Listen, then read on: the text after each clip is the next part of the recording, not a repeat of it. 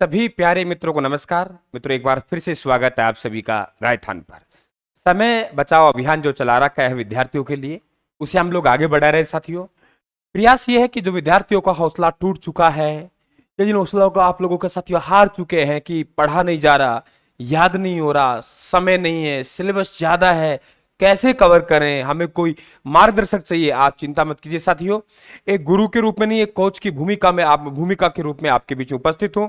इस कड़ी में हम लोग बात करेंगे आंतरिक जल प्रवाह की नदियां। देखिए, हम लोग लगभग 2 क्लासों में इसे पूरा करते हैं और 2 क्लासों का टॉपिक भी है, कोई किंतु परंतु नहीं है। लेकिन साथियों, 2 घंटे की क्लासों को हम 10 मिनट में, 5 मिनट में कैसे लेके आ रहे हैं, फिर वही बात कह रहा हूं कि वो मेरी शिक्षण विधि है, मेरा पढ़ाने का तरीका है साथियों। बस आप केवल आराम से, ढंग से, शांतिपूर्ण तरीके से ये 5-7 मिनट की क्लास लगाएंगे, ध्यान पूर्वक मनन करेंगे। मैं समझता हूं कि आप लोगों का आंतरिक जल प्रवाह से सवाल बाहर नहीं जाएगा। और कई बार सवाल भी आता है, लेकिन प्रश्न जब आता है, सवाल आते हुए हम नहीं समझ पाते प्रश्न क्या पूछा गया है। तो राम राम सभी को। देखिए आप लोग साथियों, हमारे पास सबसे पहले बात करेंगे घग्गर नदी। फटाफट देखेंगे हम लोग। घग्गर नदी की बात करें, देखिए घग्गर नदी का जो उद्गम होता है यहां से होता है, कालका की माता की पहाड़ियों से होता है, शिवालिका से। और शिवालिका से उद्गम होने के बाद ये हनुमानगढ़ जिले में टिब्बी तहसील है, टिब्बी से राजस्थान में ये प्रवेश करती है। फिर ये गंगानगर जिले में जाके फिर ये अनूपगढ़ में जाती है। तो राजस्थान के 3 जिले हो गए। अगर इसमें अत्यधिक पानी आया, बाढ़ आई, तो इसका पानी पाकिस्तान तक पहुंच जाएगा। और पानी पाकिस्तान तक पहुंचेगा तो ध्यान रखना, पाकिस्तान में एक जगह है फोर्ट अब्बास, बोलूंगा ज्यादा लिखूंगा कम, ध्यान रखना, फोर्ट अब्बास। और फोर्ट अब्बास में वहां तक पहुंच जाता है जहां इसे हकरा कहते हैं साथियों। राजस्थान में इस नदी को नाली कहते हैं। और यहां पहले सरस्वती नदी बहा करती थी तो सरस्वती कहते हैं। सरस्वती नदी अब नहीं है, मर चुकी है, यानी मृत नदी कहते हैं। ये इस तरीके से चलती है जैसे नट चलता है, इसलिए नट नदी कहते हैं। ठीक है। ये अंतरराष्ट्रीय नदी, आप देख रहे हो कि इसका पानी कहां से आ रहा है, हिमाचल प्रदेश से। हिमाचल प्रदेश से पानी आ रहा है, एक राज्य ये हो गया। इसके बाद ये पंजाब में गई 2 राज्य, हरियाणा में गई 3 राज्य, और राजस्थान 4 राज्य। 4 राज्य इधर हम लोग बात करेंगे तो एक आप लोगों के यहाँ अंतरराष्ट्रीय देश आएगा पाकिस्तान, एकमात्र अंतरराष्ट्रीय नदी राजस्थान की। इसके किनारे हम लोग देखेंगे तो आपको भटनेर दुर्ग मिलेगा, भटनेर दुर्ग मिल जाएगा आप लोगों को हनुमानगढ़ में। भद्रकाली का मंदिर मिल जाएगा हनुमानगढ़ में। कालीबंगा सभ्यता मिल जाएगी आपको हनुमानगढ़ में, ये ध्यान रखें। और हरियाणा में इस झील पर एक ओटू झील का निर्माण हो रहा है इस नदी पर, और ओटू झील के कारण इसमें पानी कम पड़ा था, तो ओटू झील का संबंध किससे है, वो घग्गर नदी से है। आंतरिक जल प्रवाह की सबसे लंबी नदी है साथियों।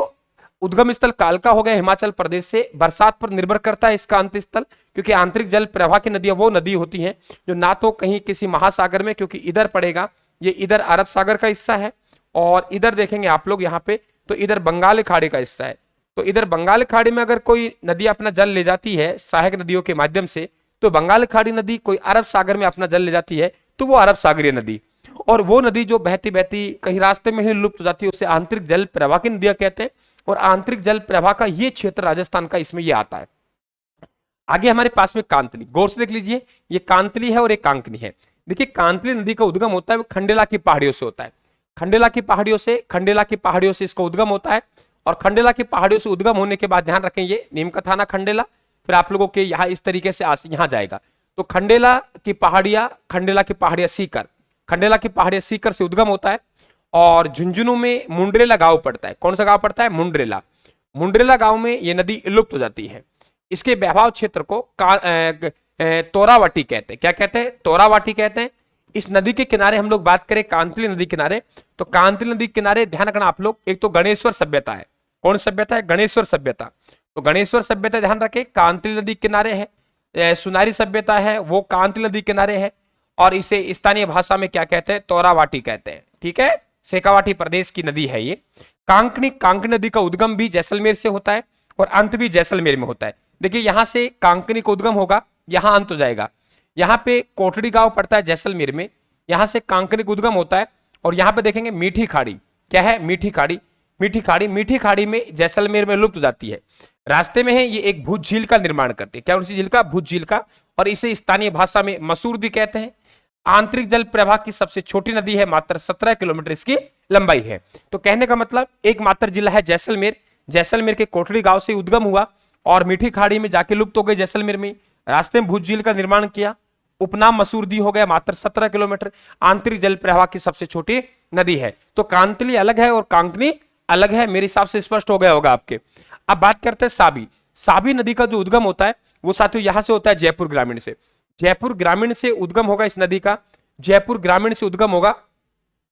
तो इस तरह जयपुर ग्रामीण से उद्गम होगा, जयपुर ग्रामीण से उद्गम होने के बाद ये नदी ऐसे चलेगी, ऐसे जाएगी। यहाँ पे कोटपुतली बहर रोड आएगा आप लोगों के, खैरतल तिजारा, और यहाँ हरियाणा में एक स्थान पड़ता है पटौदी। पटौदी हरियाणा में अपना जल ले जाती है। इस नदी के किनारे एक सभ्यता है, उसका नाम है जोधपुरा सभ्यता। कौन सभ्यता भाई? जोधपुरा सभ्यता। तो जोधपुरा सभ्यता है वो ध्यान रखें, जहां हाथी दांत के अवशेष मिले वो साबी नदी। तो साबी नदी का उद्गम सेवर की पहाड़ियां जयपुर ग्रामीण से, और नफजगढ़ झील पड़ता है गुड़गांव पटौदी के पास, वहां जाके अपना जल ले जाती है। रूपारेला नदी उदयनाथ की पहाड़ी अलवर से, इसका रूपारेला नदी का उद्गम उदयनाथ की पहाड़ी अलवर से होता है। इसका स्थानीय नाम वरहा नदी है। क्या नाम है? वरहा नदी है। इसे लसवारी नदी भी कहते हैं। कौन सी नदी कहते हैं? लसवारी नदी कहते हैं। और ये भरतपुर का जो मैदानी इलाका है, उस भरतपुर में जाके ये क्या हो जाती है? लुप्त हो जाती है। आपके ये ध्यान रखें, मोती झील है ये इसी नदी के किनारे स्थित है। रूपनगढ़ नदी कुचिल झील अजमेर से, यहां ये अजमेर से इस नदी का उद्गम होता है। देखिए जैसे इस तरीके से सांबर झील है, सांबर झील में एक तो इस तरीके से आती है ये नदी है, ये नदी, ये ध्यान रख रहे हैं आप लोग, ये रूपनगढ़ नदी है। कौन सी है? रूपनगढ़ नदी है, रूपनगढ़ नदी है।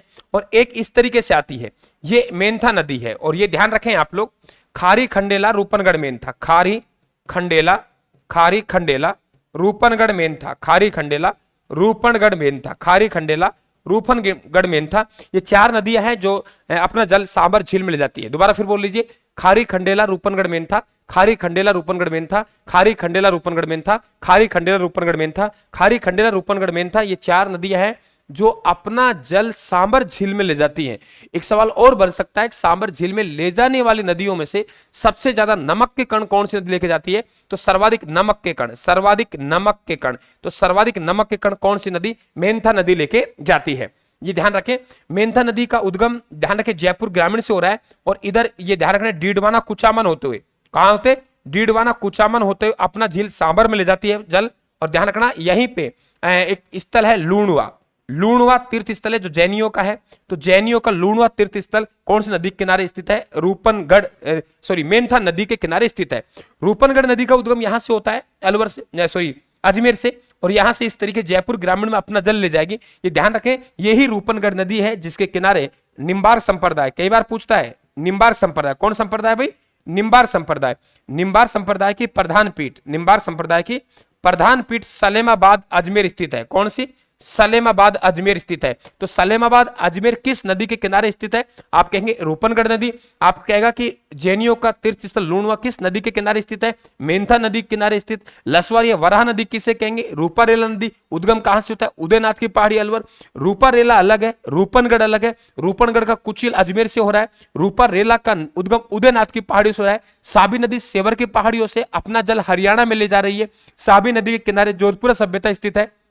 कांकरी नदी कोठारी गांव जैसलमेर से मीठी खाड़ी जैसलमेर में जाती है। स्थानीय भाषा में मसूरदी कहते हैं। रास्ते में मीठी खाड़ी का निर्माण करती है। आंतरिक जल प्रवाह की सबसे छोटी नदी है, मात्र 17 किलोमीटर। क्रांतिली का उद्गम खंडेला की पहाड़ी नीमका थाना से हो रही है। ये ध्यान रखें आप लोग। मुंडेला झुंझुनू में अपना जल ले जाती है। स्थानीय भाषा में तोरावाटी कहते हैं। गणेश्वर सुनारी सभ्यता स्थित है। घग्गर का उद्गम कालका हिमाचल प्रदेश से होता है। बरसात पर निर्भर करती है। राजस्थान में टिब्बी हनुमानगढ़ से प्रवेश करती है। तो साथियों इस तरीके से हमें पढ़ना है, कम समय में बेहतरीन तैयारी करनी है।